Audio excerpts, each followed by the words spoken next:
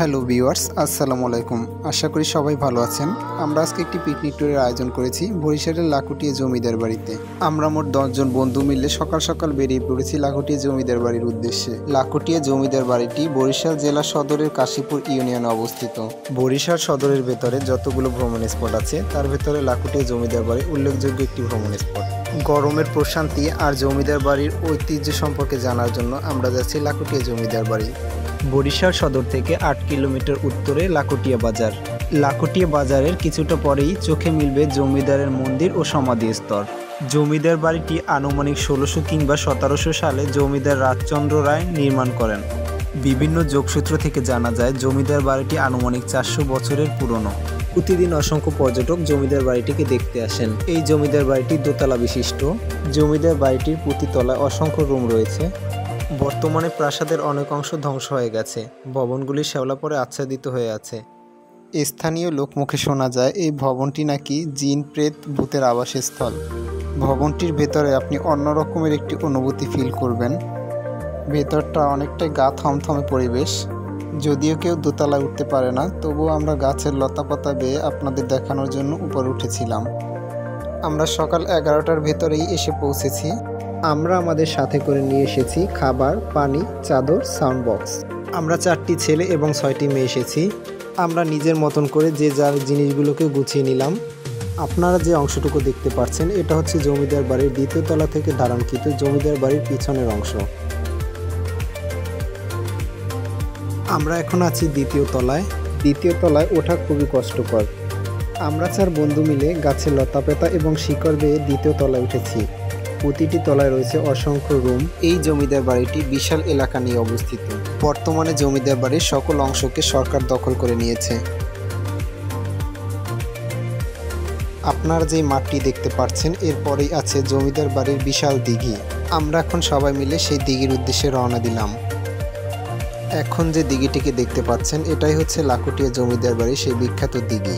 দিঘির আশেপাশের পরিবেশ এবং মনোমুগ্ধকর বাতাস আপনাকে সত্যিই বিমোহিত করবে। এই অংশে আপনি মনের এবং আত্মার প্রশান্তি অনুভব করবেন। এই বিশাল দিঘিটিকে ঘোরার জন্য পাশেই ঘাটে নৌকা বাঁধা আছে। নৌকায় চড়ে আপনি দিঘির যে কোনো অংশ ঘুরে আসতে পারেন।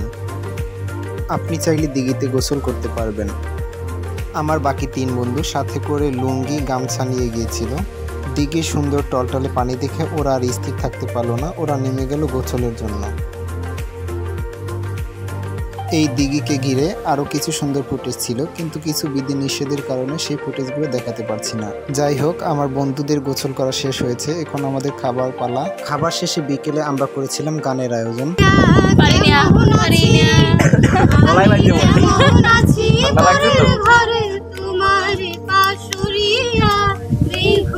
আরেকটু জোরে পান।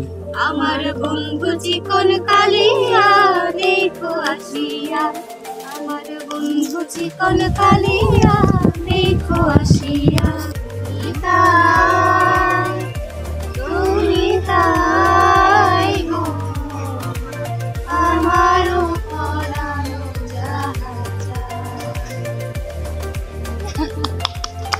আর এভাবেই গান, মজা, আনন্দ, বিনোদনে কাটালাম আমরা সারাটা দিন। এছাড়া আমরা আরও করেছিলাম লটারির আয়োজন। যদি আপনি এই গরমে একটু প্রশান্তি খুঁজে নিতে চান তাহলে চলে আসুন লাখুটিয়া জমিদার বাড়িতে। এখানের মনোমুগ্ধকর পরিবেশ এবং বিমোহিত আবহাওয়া সত্যি আপনাকে মুগ্ধ করবে।